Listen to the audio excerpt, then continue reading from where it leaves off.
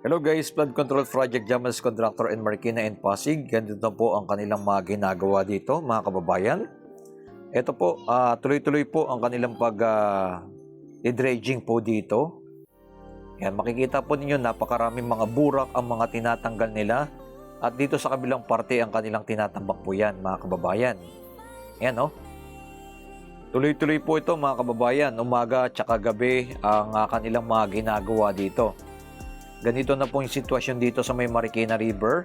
At salamat naman sa Diyos dahil mga Japanese contractor ang mga gumagawa ng mga flood control project, no? Makikita nyo naman po, nagbabiral dito sa ating Pilipinas, iba't ibang lugar sa ating bansa ang mga flood control project, may mga ghost project at mayroong mga substandard na mga project. Pero itong mga Japanese contractor ay makikita ninyo. Yan guys, makikita po natin ganito ka solid yung kanilang mga ginagawa dito ng mga flood control. Sana po no, sa buong Pilipinas ang mga Japanese contractor na po ang gumawa. Alam naman natin na pulido gumawa ang mga Japanese contractor at walang daya at talagang subok na matibay. Lalo na sa mga flood control. Yan. Pakita naman po natin dito sa may Pasig naman po ito. At makikita ninyo, ito naman po yung pinapagawa na housing project po ni Mayor Vico Sotto. Yan, inikot na rin na po natin ang ating drone dahil tuloy-tuloy na rin po yung mga gumagawa dito sa area nito. Ito yung maabot na 336 na unit, mga kababayan. Yan, vertical unit na po mga ginagawa nila. At kitang-kita nyo naman po, napaka ano lang yung space at napakarami ang mga titira. Na sana ay mga ganito na po, magtuloy-tuloy na yung mga gantong project dito sa ating bansa ng mga housing project, no, na mawala sa buhay mga squatter area, na ganito na po yung gawin nila. Ayan. May mga gumagawa na rin po dyan, tuloy-tuloy na rin po yan, pinakita rin po natin yan. Dahil itong area na to, dito sa may Pasig ay lalo na pag mga bagyo ay etong mga kabahayan dito ay grabe po, no. Diyan mismo pumapasok yung mga tubig. Dahil napakababaw na po ng Marikina River at mabababa lang po yung kanilang mga wall po dito. Pero dahil nga po ang mga Japanese contractor na po gumagawa, makikita po natin yung kung paano sila gumawa, mga solid talaga, no. Wala ka talagang masabi sa mga Japanese contractor, talagang hindi dinadaya yung project, talagang pulido ang pagkakagawa. Ayan, sana matauhan na po yung mga Pinoy contractor na mga nanloloko sa ating bansa, iba't ibang lugar, no? Mula Ilocos Norte hanggang Mindanao, mayroong mga project na mga anomalya na project sa flood control. Grabe talaga yung DPWH. Ayan, dito po mayroon silang ginagawa, ayan, no. Bukod sa mga wall na kanilang ginagawa, mayroon po rin po sila sa mga bato na mga inilalagay sa gilid. Ayan. Ganyan po yung kanilang ginagawa dito. Talaga yung mismo yung wall nila napakatibay na gagawin. Dahil mayroon pang mga rock formation sa may gilid na yan, no. Etong right side natin. Ayan, tuloy-tuloy po na to. Like and comment and share kung ano masasabi niyo po dito sa tuloy-tuloy nating ina-update ang Marikina and Pasig flood control ng mga Japanese contractor. Pero ang good news dyan, mga kababayan, bagamat mga Japanese contractor ang may hawak mo nito, ay mga Pinoy ang mga nagtatrabaho.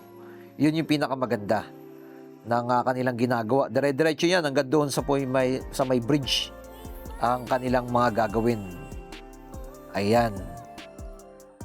Like and comment and share. Maraming salamat sa ating mga viewers, subscriber na lagi na sumusuporta sa ating channel, na sana matauhan na ang mga DPWH na mga nangungurakot ng gumagawa ng mga flood control ng mga fake ng hindi totoo.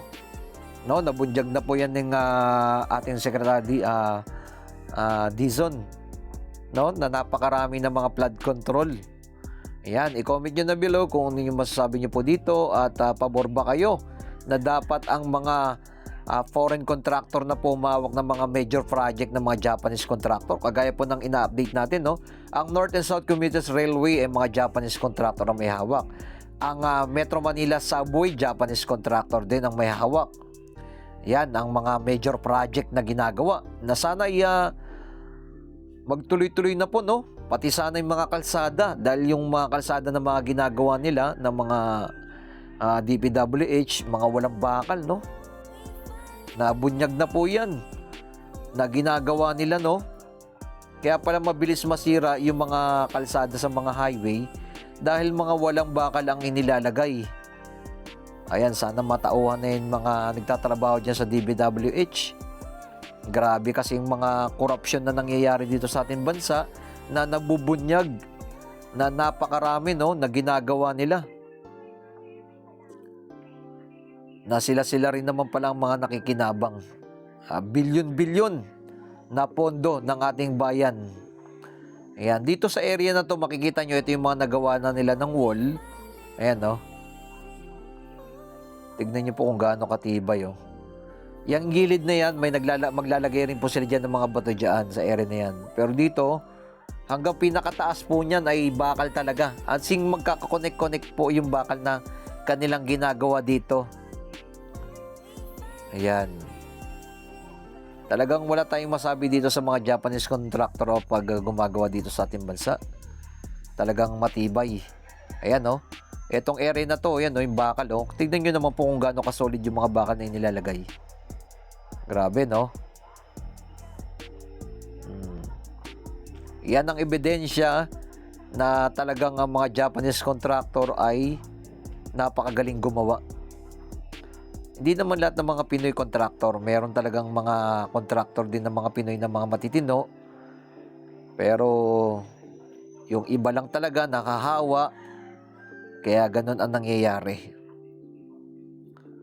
Ayan. Pinakita lang po natin kung gaano kasolid yung mga bakal na inilalatag nila dito. Makakapal po yung bakal, hindi maninipis.